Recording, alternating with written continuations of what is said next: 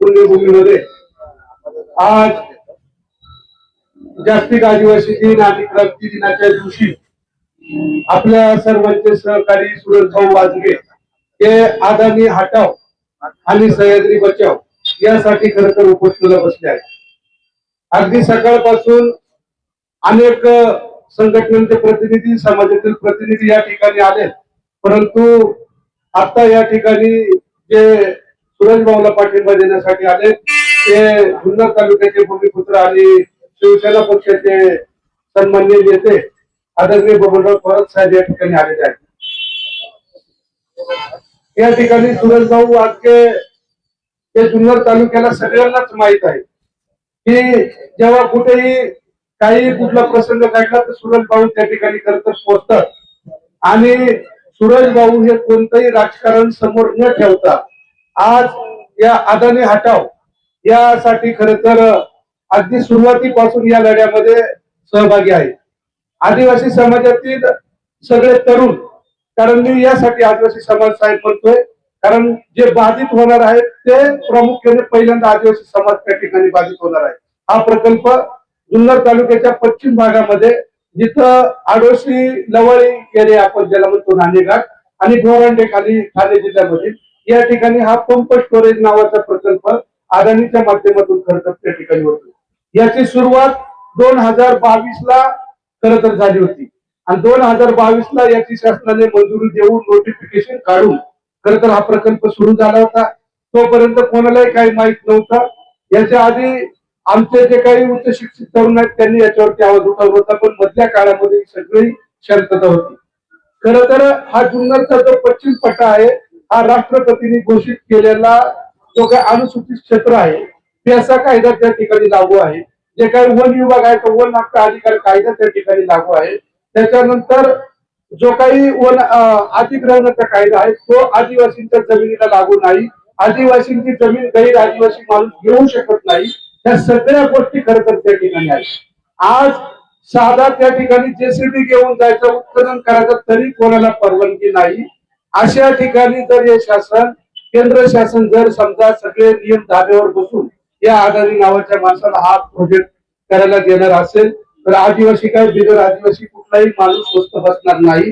दुसरी गोष्ट अशी साहेब की फक्त आदिवासींच्या जमिनी या प्रकल्पामध्ये जाणार नाही तर जे काही माणिकपूर धरणाचा जलाशय आहे या जलाशयावरती अवलंबून जी काही अगदी श्रीगोंद्यापर्यंत त्या ठिकाणी जी काही लोक आहेत ती सगळी या ठिकाणी बाधित होणार आहे. कारण माणिकपूर धरण आपण सगळ्यांना माहित आहे, इतिहासामध्ये ते कधीही भरलं नाही, म्हणून तर आपण आंबेगाववरून पाणी जुन्नरला बोगद्याने आणून ते माणिकपूर धरण भरणार होतो. मग त्याच्या बॅकवॉटरला जर अशा प्रकारचा वरती त्यांनी आता सांगितलंय की फक्त 0.8 चौरस किलोमीटर जागा आपण घेणार आहे आणि खाली काहीतरी 3 किलोमीटर चौरस मीटर जागा त्या ठिकाणी बाधित होणार आहे. म्हणजे आता ही सुरुवात आहे. हळूहळू त्या जमिनी म्हणजे जेव्हा जशी गरज लागत तशी अधिग्रहण केली जाईल. पहिली गोष्ट ही जमीन ते घेऊ शकत नाही हे शासनाला देखील माहिती आहे, केंद्र शासनाला देखील माहिती आहे, परंतु आदिवासी समाजावरती वारंवार अशा प्रकारच्या गोष्टी आणणं, आदिवासी समाजाला विस्कळीत करणं हे काम खरं तर त्याच्या वेळेच्या सगळ्या सरकारने केलेलं आहे.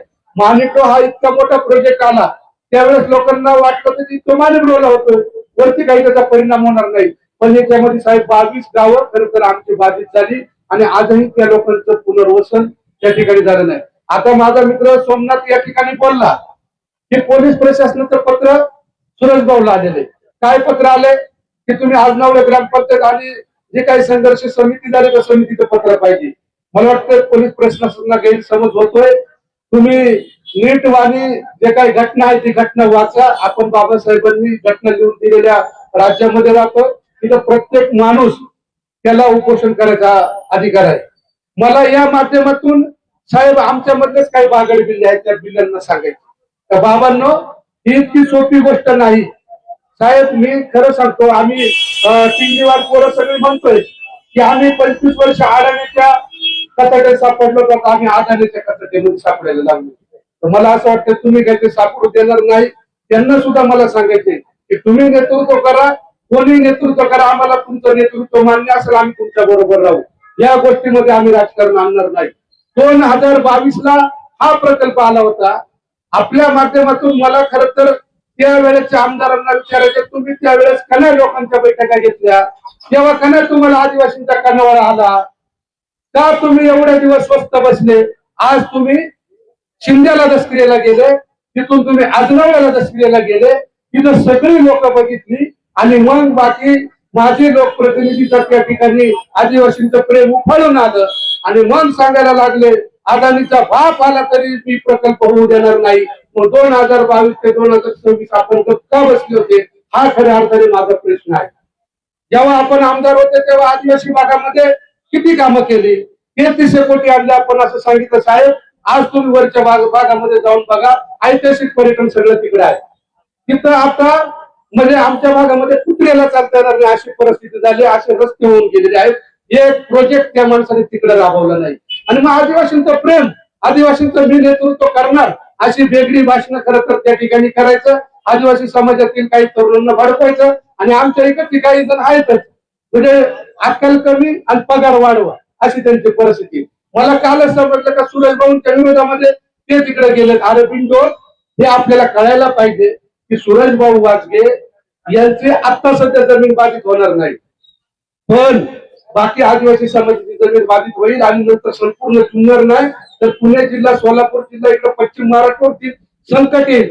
हे ओळखून जर आजचा तरुण छत्रपती शिवाजी महाराजांचा मावळा जर शिवजन्मभूमीमध्ये उपोषण करणार असेल, त्याला पाठिंबा द्यायचा सोडून पोलिसांना चुकीच्या प्रकारची माहिती देऊन अशा प्रकारची जर पत्र काढणार असतील तर त्यांना देखील उद्याच्या काळामध्ये आम्ही जाब विचारल्याशिवाय राहणार नाही. त्याच्यामुळे मला असं वाटतंय की जर समजा आदिवासींचा एवढा कळवळा होता तर मग आदिवासी भागातले रस्ते केले नाही, त्या ठिकाणी लाईटची व्यवस्था नाही, त्या ठिकाणी आरोग्याची व्यवस्था नाही, त्या ठिकाणी पियायला पाणी नाही. आताच सांगितलं आमच्या तरुण सहकार्याने इतका अभ्यास केला, त्याच्यामध्ये सगळी पीएचडी झालेली साहेब पुढे त्यांनी अभ्यास केला आणि सांगितलं की जे एआय सेंटर आहे त्याला जाणार आहे आणि त्या एआय सेंटर मध्ये आपण एक फोटो डाउनलोड केला की त्याच्यावरती आपण काही माहिती मागवली तर एका सेकंदासाठी 1 ते 2 लिटर पाणी ते शुद्ध पाणी जाते. आणि मग जर अशी परिस्थिती इकडे लोक गढूळ पाणी पितात, त्या एआयला जर तिकडे शुद्ध पाणी लागणार असेल आणि आपल्या हक्काचं पाणी जर उद्या त्या अशा पद्धतीने वापरलं जाणार असेल तर इतकी भीषण गोष्ट आहे. जुन्नर तालुक्यामध्ये आजही जवळजवळ 22 ते 25 गावं ही टँकरग्रस्त आहेत. पुणे जिल्ह्यामध्ये जेवढे काही लोकप्रतिनिधी आहेत त्यांना खरं तर लाज वाटली पाहिजे की अरे आपल्या जिल्ह्यामध्ये इथं माणसांना पियायला पाणी नाही, जनावरांना पियायला पाणी नाही, धरणं ज्यांच्या जमिनीमध्ये बांधली त्यांची पुनर्वसन झाली नाही आणि मग तुम्हाला आदिवासींचं प्रेम सुचतंय. दसक्रियेमध्ये गेलो, आयता माईक भेटल्यानंतर मग तुम्हाला तो कणवाळा येतोय. मला या माध्यमातून सांगायचे आताशी ही सुरुवात आहे. आम्ही सगळे जे जण आहेत सगळ्यांच्या माध्यमातून सांगतो की आदिवासी हा रोज वाघाशी त्या ठिकाणी झुंज देतोय, जंगलामध्ये राहतोय, बिबट्याशी झुंज देतोय. त्या दिवशी आंबोलीमध्ये एका तरुणावरती बिबट्याने हल्ला केला, एका बुकी बिबट्या तिकडे पाडलाच आहे. इकडं आदिवासी वाघाला भेट नाही. आणि जर अशा पद्धतीने जर आदिवासींच्या कोणी नादी लागणार असेल तर उद्या भविष्य काळामध्ये आम्ही तुमची वाट लावल्याशिवाय राहणार नाही. दुसरी गोष्ट अशी तर उद्या जनसुनावणीच काय, जुन्नर तालुक्यामध्ये साहेब 1 इंच जागा सुद्धा हे अशा उद्योजकांना आपण घेऊन द्यायची नाही. हळूहळू सुरेश भाऊ संपूर्ण आदिवासी भाग आपल्या बरोबर आहे. मी आमच्या समाजातल्या सगळ्या पुढाऱ्यांना सांगणार आहे की आता थोडस शांत राहा आणि ज्याला वाचता येत ज्याला लिहिता येतंय, कारण अदानीने जे प्रोजेक्ट रिपोर्ट साहेब पाठवले ते सगळे इंग्लिश मध्ये पाठवले आणि आमचा अध्यक्ष तिकडं मोकार उच्च शिक्षित झालेले तिकडं. त्याच्यामुळे मला त्याला देखील सांगायचे बाबा ही राजकारण करायची जागा नाही. मला खरं तर अजिबात या गोष्टीवरती टिप्पणी किंवा टीका करायची नव्हती, परंतु हे जे काय पत्र पोलीस प्रशासनाने काढले, पोलीस प्रशासनाला माहित नाही की हे ग्रामपंचायतीने आज नवले तर ज्या जुन्नर तालुक्यामध्ये जे काही पेसा क्षेत्र आहे किंबहुना सगळ्या ग्रामपंचायती आहेत, उद्यापासून सुरज भाऊला सगळ्या पाठिंबा द्यायला त्या ठिकाणी एका पाठोमागे एक सगळे लोक या ठिकाणी येतील. जी काही जुन्नर तालुक्यातील तज्ञ जे काही कायद्याचं ज्ञान असणारी वकील मंडळी असतील ती देखील सुरेश भाऊ आपण एक टीम करून हायकोर्ट असेल, सुप्रीम कोर्ट असेल, 30 पर्यंत साहेब करतो आपल्याला पिटिशन दाखल करावं लागेल. लवकरात लवकर जुन्नर तालुक्याचे जे काही लोकप्रतिनिधी आहेत खरं तर आदरणीय शरद दादा यांनी तात्काळ पत्र प्रदूषण मंडळाला आणि दुसरं पत्र त्या शाळेला, कारण शाळेला काय सांगितलं होतं 150 लोक येतील आम्हाला जनसुनावणी करायची, बसवून त्यांच्याकडून परवानगी घेतली होती. परंतु तिथल्या शाळा व्यवस्थापन समितीने, तिथल्या ग्रामपंचायतीने आणि तालुक्याच्या आमदारांनी प्रकल्प अधिकाऱ्यांना कळवलं की ही जनसुनावणी रद्द करा, कायदा आणि सुव्यवस्थेचा प्रश्न निर्माण होऊ शकतो, विद्यार्थ्यांच्या त्या ठिकाणी शैक्षणिक गोष्टीवरती परिणाम होऊ शकतो. अशा प्रकारचं पत्र देऊन प्रकल्प कार्यालयाने या प्रदूषण मंडळाला कळवलेलं आहे की जनसुनावणी साहेब त्या ठिकाणी कुठलाही कार्यक्रम करायचा असेल, उद्या टोंबरेला सुद्धा केळ उभं करायचं असेल तर ग्रामपंचायतीची परवानगी घ्यावी लागते. आणि मग या अदानीला आणि केंद्र शासनाला काही डोकं नाही. केंद्र राष्ट्रपतींनी घोषित केलेलं हे क्षेत्र आहे आणि त्या क्षेत्रामध्ये पैसा कायद्यात तेवढं संरक्षण असताना देखील जर समजा असं कोणी आडमुख्याचं धोरण घेणार असेल आणि आमच्यातलं कोणी आडाणी त्याला जर मदत करणार असेल तर आता बाकी शिकलेल्या तरुणांची गाठ आहे. सुरेश भाऊ आज पासून संपूर्ण आदिवासी भागामध्ये जुन्नर तालुक्यातला प्रत्येक, आज साहेब मुंबईवरून या ठिकाणी आलेले, आपल्या इथले भूमिपुत्र असले तरी अजून अशी सगळी माणसं आपल्या भेटीसाठी येतील. आणि 17 तारखेपासून पुणे या ठिकाणी जे प्रदूषण मंडळ आहे ज्यांची डोकी जागेवरती नाही, की आरोग्य अशा क्षेत्रामध्ये परवानगी घेऊन काम करायला पाहिजे. जे बेकायदेशीर जर शासनातले अधिकारी काम करणार असतील तर मला त्या अधिकाऱ्यांना देखील सांगायचे की तुम्ही अदानीचे नोकर नाही तर तुम्ही जनतेचे नोकर आहात. महाराष्ट्र गव्हर्नमेंटच्या म्हणजे जनतेच्या खिशातल्या पैशाने आपलं कुटुंब चालतंय याचं भान ठेवा, अन्यथा मग आपल्याला कोणालाही सुट्टी भेटणार नाही. सगळ्यांनी जाणीवपूर्वक विचार करून अगदी जिल्हा अधिकाऱ्यापासून तर तहसीलदारापर्यंत विचारपूर्वक काम करायचं. चुकून दिशाभूल करून जर आमचं कोणी काम करणार असेल तर एकालाही सोडता कामा नये. अशा प्रकारची भूमिका खरं तर आदिवासी समाजाची आहे. आज आदिवासी दिन होता. सगळे समाज आदिवासी समाजातील नव्हे तर तालुक्यातील सगळ्या स्तरातील लोक आज सुरेश भाऊच्या बरोबर आहेत. मी सुरेश भाऊला या उपोषणाच्या निमित्ताने खरं तर मनापासून पाठिंबा देतो आणि सर्व समाजाला उद्यापासून बैठका घेऊन सुरेश भाऊ आपल्या पाठीमागे उभा करू. आणि काही तुम्ही जो पाठिंबा किंवा जे काही आमरण उपोषण, कारण आमरण उपोषण काही साधी गोष्ट नाही. आज सुरेश भाऊ खरं तर आमच्यासाठी या ठिकाणी बसला, त्याच्यामुळं सुरेश भाऊ आपली किंमत आम्हाला प्रचंड आहे. आम्ही आपल्या बरोबर सातत्याने असो. आजपासून ही सुरुवात तर सुरेश भाऊ आपल्या माध्यमातून झालेली आहे. हा प्रकल्प जोपर्यंत मोरांड्याच्या कड्यावरून आम्ही लोटून देत नाही तोपर्यंत आम्ही तुमच्या बरोबर असू. अशा प्रकारचे तर मत या ठिकाणी व्यक्त करतो आणि थांबतो. जय हिंद, जय महाराष्ट्र, जय आदिवासी. दत्ता गवारी, तुम्ही वारंवार ज्या पत्राचा उल्लेख करताय, पोलीस प्रशासनानं काय पत्र दिलंय, काय काय म्हटलंय त्याच्यामध्ये? खरं तर त्याच्यामध्ये असं म्हणलंय की